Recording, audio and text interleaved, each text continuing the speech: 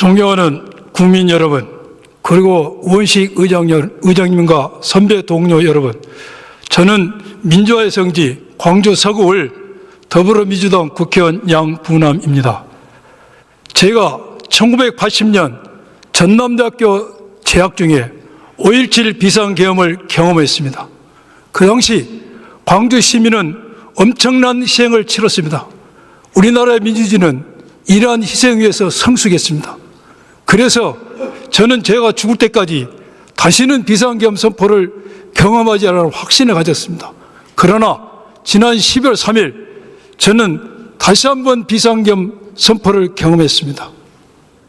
병력을 태운 헬기가 국회 경내 상공을 진입한 걸 봤을 때 저의 눈시울이 뜨거워졌습니다.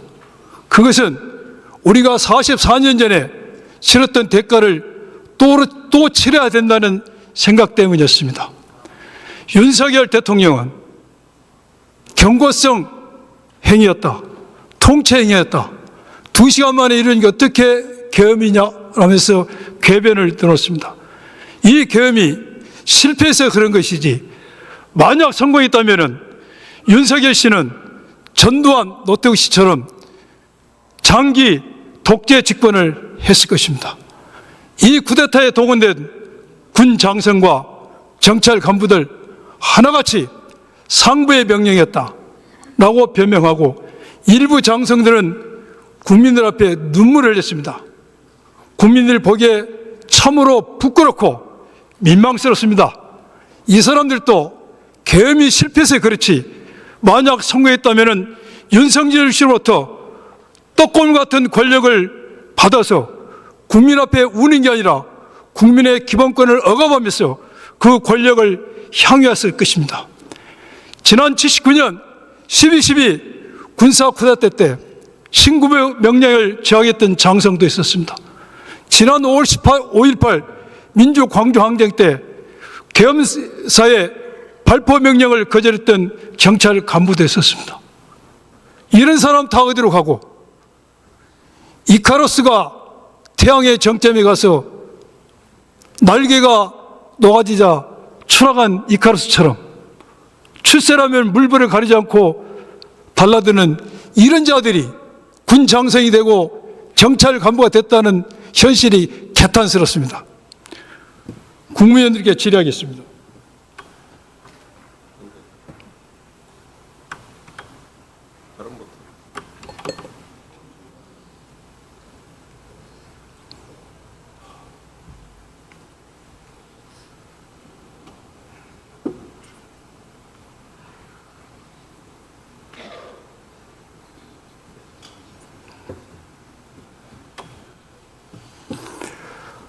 (12월 4일) 01시 1분에 국회에서는 계엄 해제 요구안이 결의됐습니다. 그리고 4시 27분 윤석열 씨는 계엄 해제를 선언하겠다, 그러나 의결 정족수가 부족하다고 이야기했습니다. 그날 계엄 선포가 되는 날 대한민국의 모든 시민은 차가운 길거리로 나와서 계엄 해제를 외쳤습니다. 국무위원님들은 그날 어디서 무엇을 하셨습니까? 양심에 손을 얹고 반성하시 바랍니다. 다음 질의하겠습니다.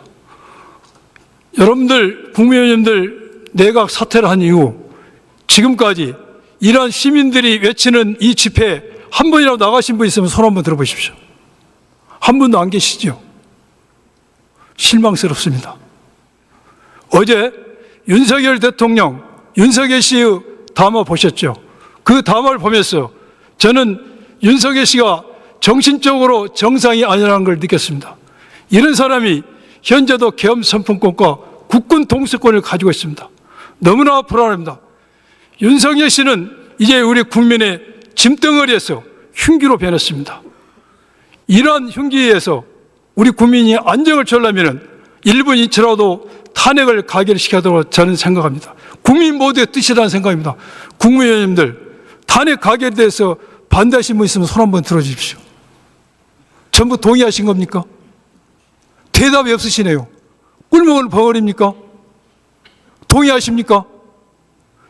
대한민국 국무위원들이 귀머거리고 벙어리인 줄 이제서 알았습니다.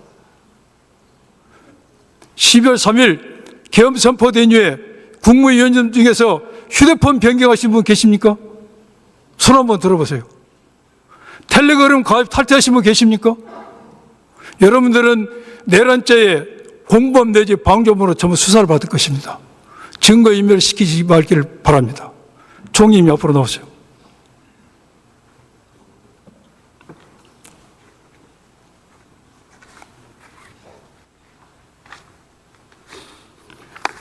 (12월 3일) 계엄 선포 후 오늘까지 윤석열 대통령과 통화한 적 있습니까? 네, 한두 번 통화했습니다. 언제 했습니까?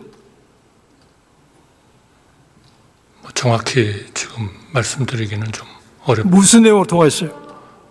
죄송합니다. 그 대통령님하고 통화한 거를 제가 공개하는 것은 적절치 않습니다. 그래요?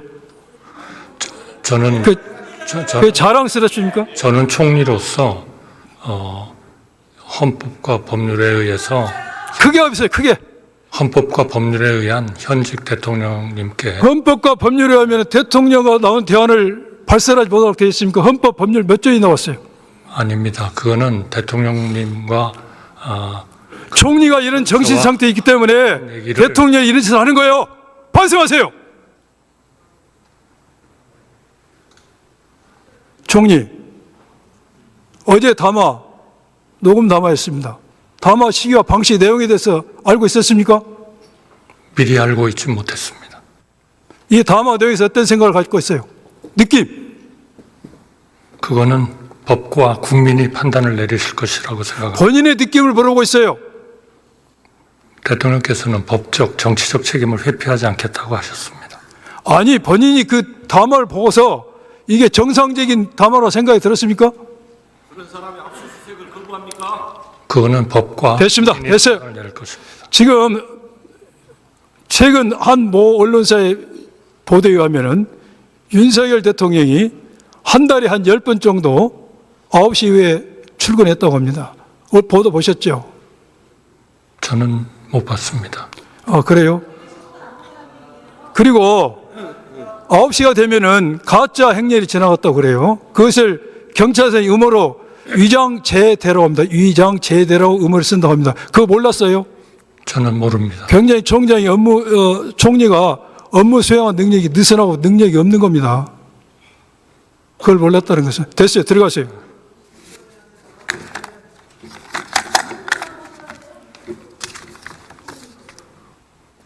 법무차관 나오세요.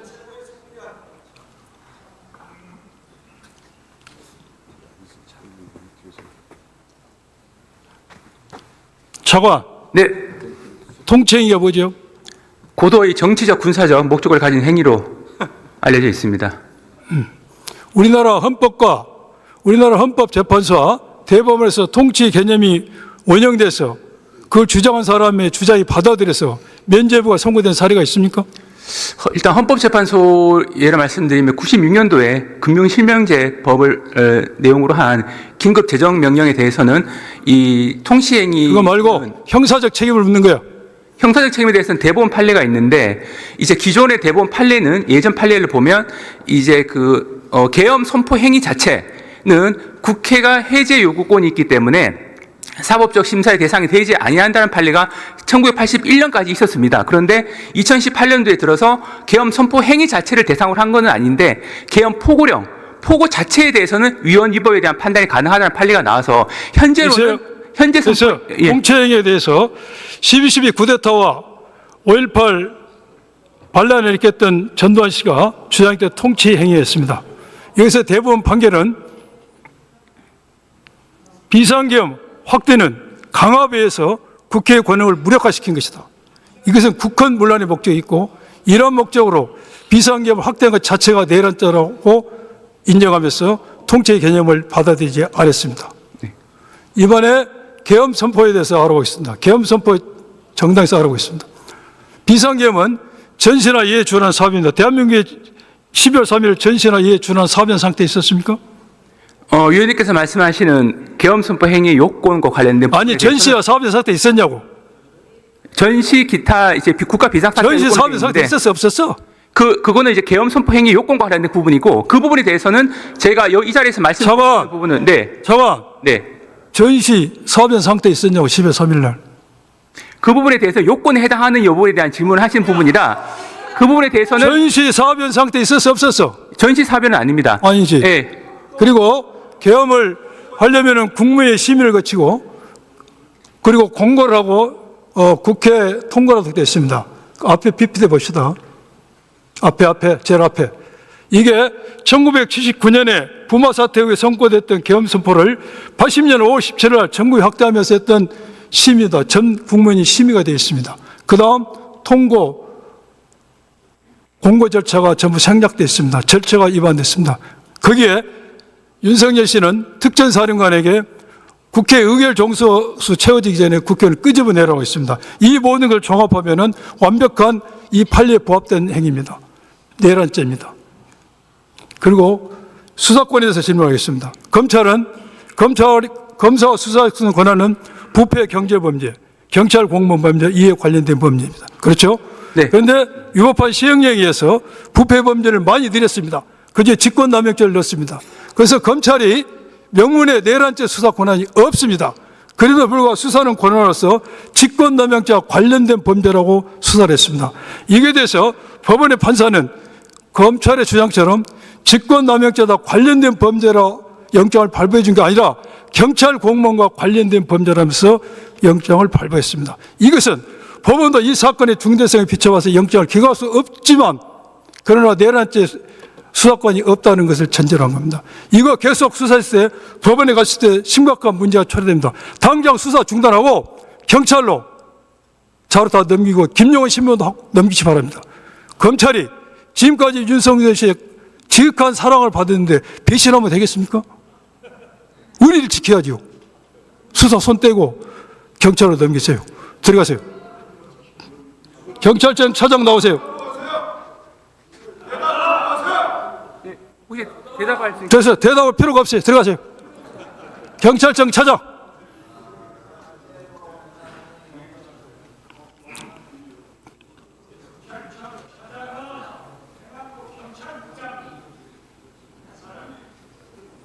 경찰이 내란죄 수사 걸고 수사를 하고 있습니다.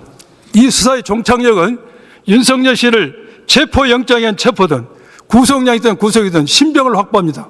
신병을 확보를 했을 때 지금 윤석열 씨가 직무에 복귀했습니다. 경호처에서 권총을 빼들고 영장을 하는 경찰원장에서 총을 겨눌 수가 있습니다. 여기에 대해서 대책을 마련하시기 바랍니다. 알겠습니다. 국수본에서 수사 절차에 따라서 네.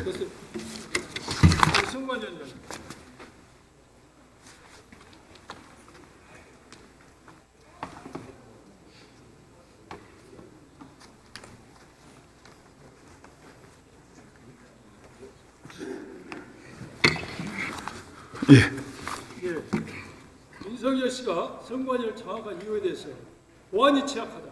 그래서 부정선거가 가능하다. 보안 점검에 협조하지 않았다. 그리고 헌법기관이기 때문에 사실상 압수수색이 불가능하다고 했습니다.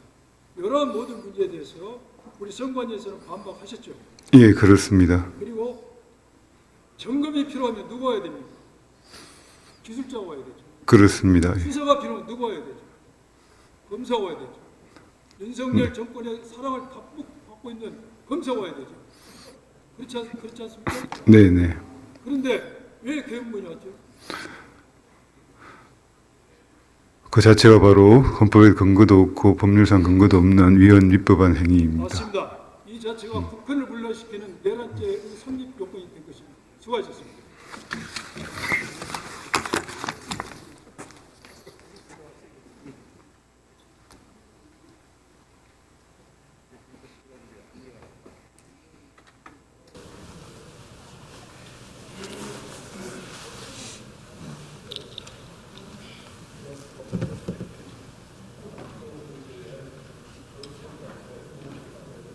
존경하는 국민의힘 의원 여러분, 우리가 정치를 하는 이유도 정당이 존재하는 이유도 민주주의를 지키기 위해서입니다. 이 땅에 민주주의의 꽃을 피우기 위해서입니다. 이번 쿠데타는 반민주주의가 결정했습니다. 가슴 저 깊은 곳에서 우러나는 양심의 선을 그리시고 양심에 따라 꼭 표결에 응해주시기 부탁합니다. 감사합니다.